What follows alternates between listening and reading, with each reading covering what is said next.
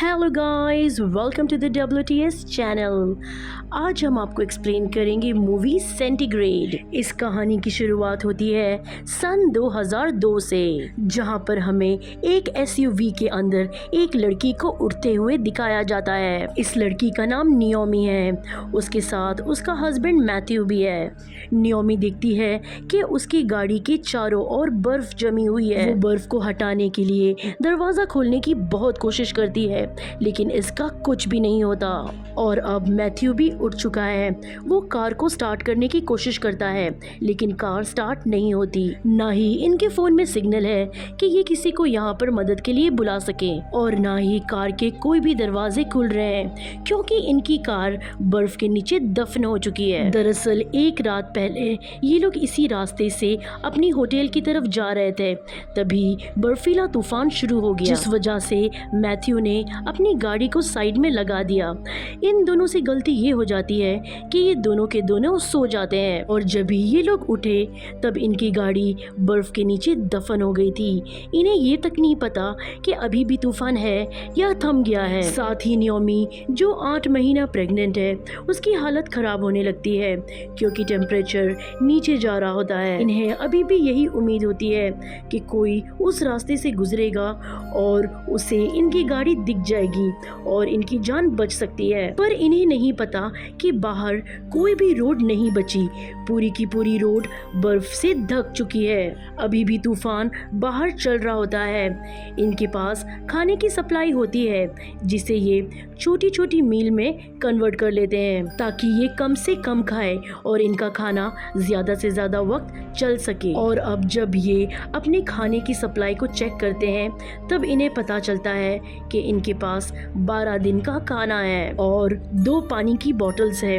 हालांकि नियोमी चाहती है कि ये दोनों के दोनों यहाँ से बाहर निकल जाए, लेकिन मैथ्यू ऐसा नहीं चाहता, क्योंकि उसे नहीं पता कि बाहर की कंडीशन कैसी है। अगर ये गाड़ी के शीशे तोड़कर बाहर निकल गए और बाहर जाने का कोई रास्ता नहीं हो, तो ठंड की वजह से इनकी मौत हो सकती है। और मैथ्यू इस रिस्क को नहीं लेना चाहता, क्योंकि वो अच्छी तरीके से जानता है कि उसकी वाइफ प्रेग्नेंट है। अब ये लोगों को इसी तरह से इस गाड़ी के अंदर 3 दिन बीत जाते हैं, लेकिन आसपास से कोई भी नहीं गुजरता। हालांकि इनके पास खाना, पानी और एक कैंडल भी होती है, जिसकी वजह से इनके 3 दिन आराम से गुजर जाते हैं। हालांकि नियोमी मैथ्यू से इत्तेफाक नहीं रखती। वो गाड़ी के शीशे तोड़कर बाहर निकलना चाहती है, लेकिन मैथ्यू की वजह से वो अभी गाड़ी में है और मैथ्यू उसे लेकर कोई भी रिस्क नहीं लेना चाहता। इन दोनों के बीच इस बात पर कई आर्ग्यूमेंट्स भी होते हैं, और अब मैथ्यू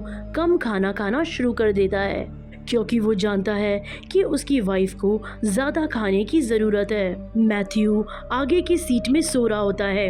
नियोमी पीछे बैठ के कुछ ना कुछ लिख रही होती है। तभी वो पानी की बोतल से पानी पीकर उसकी कैप को अच्छी तरीके से बंद नहीं करती और ऐसे ही रख देती है, और मैथ्यू का हाथ लगने से वो बोतल गिर जाती है, जिसकी वजह से बहुत सारा पानी गिर जाता है। मैथ्यू को ये देखकर बहुत गुस्सा आता है, क्योंकि पानी इनके लिए बहुत ज्यादा कीमती है। इसीलिए वो नियोमी पे गुस्सा करता है और कुछ देर बाद उससे माफी भी मांग लेता है, क्योंकि वो जानता है कि नियोमी उसकी पत्नी है और उसे वो बहुत प्यार करता है, और अभी नियोमी को बहुत ज्यादा केयर की जरूरत है। और अभी बहुत टाइम तक कार में गुमसुम बैठने के बाद उन्हें अपनी कार के ऊपर किसी के चलने की आवाज आती है, जिससे इनके दिल में उम्मीद जाग जाती है। ये जोर जोर से चिल्लाना शुरू कर देते हैं, पर इनकी आवाज से वो कदमों की आवाज इनसे दूर जाना शुरू हो जाती है। तब ये समझ जाते हैं कि ये कोई इंसान नहीं था, बल्कि कोई जानवर था, जो इनकी आवाज सुन के वहाँ से दूर भाग गया। इनके पास जो उम्मीद जागी थी वो एकदम से टूट जाती है। मैथ्यू के पास जो एक कैंडल होती है, वो उसे जला के अपने विंडो की बर्फ को पिघलाता है, ताकि इनके पास पीने के लिए पानी इकट्ठा हो सके। उसने ये भी सोच रखा था कि जब इनका खाना खत्म हो जाएगा और तब ये बर्फ को खा सकते हैं। और अब जब वो साइड की विंडो को पिघलाता है तो थोड़ी सी विंडो खुल भी जाती है, जिससे उसे बहुत अच्छा भी लगता है। वहीं पीछे नियोमी को दिखाया जाता है जो अपने मोबाइल से खेल रही होती है और तभी ही उसका मोबाइल नीचे गिर जाता है, जिसकी वजह से उसकी बैटरी बाहर निकल जाती है। वो जल्दी अपने मोबाइल को उठाकर उसकी बैटरी उसके अंदर लगाकर अपने मोबाइल को ऑन करती है। मोबाइल ऑन हो चुका है और साथ में कवरेज भी आ चुका है, यानी वो अभी किसी को भी कॉल कर सकती है। वो अपने पिता को कॉल करती है और उन्हें बताती है कि हम कहीं बर्फ में फंस चुके हैं, हमें मदद की ज़रूरत है और मुझे इस लोकेशन के बारे में कुछ भी नहीं पता। और तभी ही उसका फ़ोन ऑफ हो जाता है क्योंकि उसकी बैटरी पूरी तरीके से डिस्चार्ज हो चुकी थी।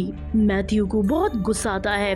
वो अपनी वाइफ से कहता है कि तुमने मुझे फ़ोन क्यों नहीं दिया, मैं उन्हें लोकेशन बता सकता था। पर अब इन सब बातों का कुछ भी फायदा नहीं है क्योंकि बैटरी पूरी तरीके से ऑफ हो चुकी है। और 2 दिन बीत चुके होते हैं। नियोमी मैथ्यू से कहती है कि तुम कुछ खाना खा लो, लेकिन मैथ्यू नहीं खाता क्योंकि वो चाहता है कि नियोमी को ज़्यादा से ज़्यादा खाना मिले। नियोमी कहती है कि हमें गाड़ी के शीशे को तोड़कर बाहर निकल जाना चाहिए, पर मैथ्यू फिर भी यही कहता है कि हमें ऐसा करना ठीक नहीं होगा, क्या पता बाहर अभी भी तूफान चल रहा हो, वहाँ पर बहुत ज़्यादा ठंड हो और इस हालत में तुम बाहर 2 कदम भी नहीं चल पाओगे। नियोमी को मैथ्यू की बात माननी पड़ती है।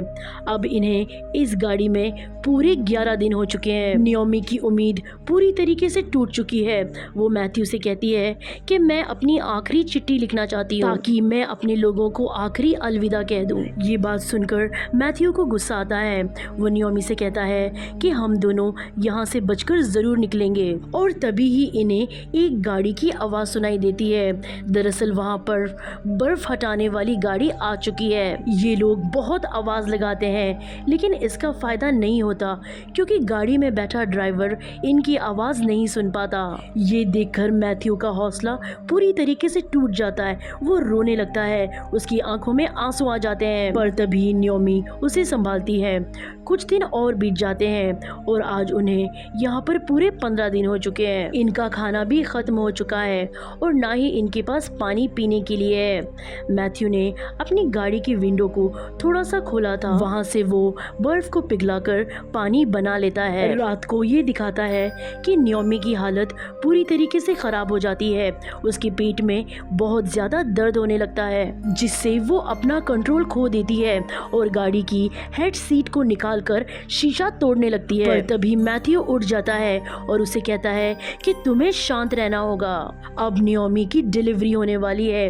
पर इन दोनों को खुद नहीं पता होता कि डिलीवरी कैसे की जाती है। मैथ्यू नियोमी का हौसला बढ़ाता है, उसे कहता है कि तुम्हें हिम्मत से काम लेना होगा, तुम्हें शांत रहना होगा, हम इस बच्चे को कुछ नहीं होने देंगे। और तभी नियोमी अपने हस्बैंड की मदद से गाड़ी में एक बच्चे को जन्म देती है जो कि एक बेबी गर्ल है।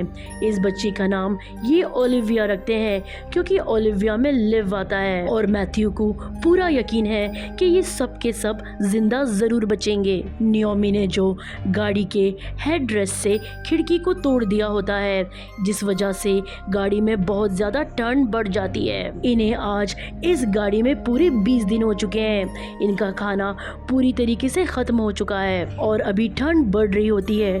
तब मैथ्यू अपनी जैकेट उठाकर अपनी बेटी को कवर कर देता है ताकि उसे ठंड ना लगे। मगर अब मैथ्यू का शरीर गर्म होना शुरू हो जाता है क्योंकि अभी उसे फीवर हो चुका है और वो उसी फीवर के साथ सो जाता है।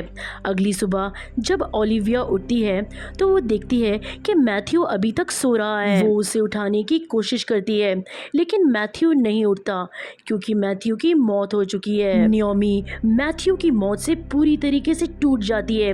वो दर्द से कर्रा उठती है। उसे कुछ नहीं पता कि अब उसे क्या करना है। उसके पास सिर्फ उसकी बेटी है जिसकी वजह से उसे जीना होगा और जीने के लिए खाने की ज़रूरत है और खाना उसके पास पूरी तरीके से ख़त्म हो चुका है। वो अपनी डायरी तक खा चुकी होती है।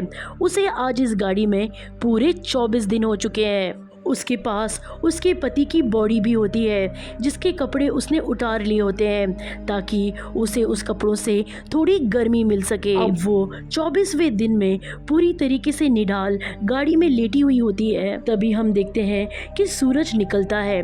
सूरज निकलने से बर्फ पिघलने लगती है और नियोमी जो उस गाड़ी में पूरी तरीके से हताश है, उसके मुंह पर एक पानी की बूंद गिरती है। वो समझ जाती है कि बाहर बर्फ पिघलना शुरू हो गई है, इसीलिए वो बिल्कुल भी टाइम वेस्ट नहीं करती। वो बर्फ हटाती है और अपनी बेटी को बाहर लेकर निकल जाती है। वो अपने पति को आखिरी अलविदा कह चुकी है, लेकिन शायद उसकी परीक्षा अभी तक खत्म नहीं हुई। गाड़ी से निकलने के बाद फिर से एक बार तूफान शुरू हो जाता है।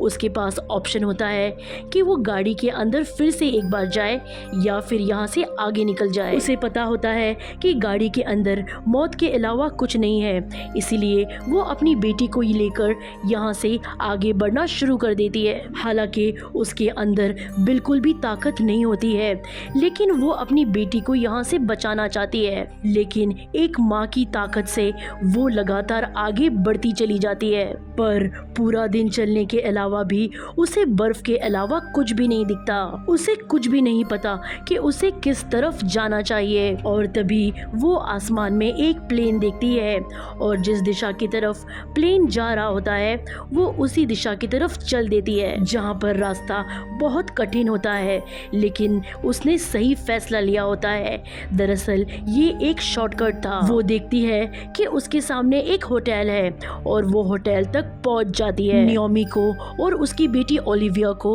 हॉस्पिटल ले जाया जाता है, जहां पर उन्हें डिहाइड्रेशन, हाइपोथर्मिया और अलग अलग तरीके की बहुत सारी वीकनेस होती हैं, जिसका ट्रीटमेंट किया जाता है और इस तरह से इनकी जान बच जाती है। एक्सपर्ट का कहना ये था कि नियोमी और उसकी बेटी की जो जिंदगी बची वो इग्लू इफेक्ट की वजह से बची। इसका मतलब ये होता है कि जमीन के अंदर जब इनकी गाड़ी थी तो उसमें हीट थी, जिस वजह से इनकी जिंदगी बच गई। यानी कि मैथ्यू का गाड़ी में रहने का फैसला सही था। नियोमी ने 24 दिन तक उस गाड़ी के अंदर क्या क्या फील किया था उसके ऊपर उसने एक किताब भी लिखी है, जो उसने अपने पति को डेडिकेट की। और 2020 में सेंटीग्रेड नाम की फिल्म उसी किताब पर बेस्ड है। यानी कि नियोमी, उसका पति मैथ्यू और उसकी बेटी ओलिविया की जिंदगी की सच्ची कहानी है। उम्मीद करते हैं कि आपको ये कहानी पसंद आई होगी।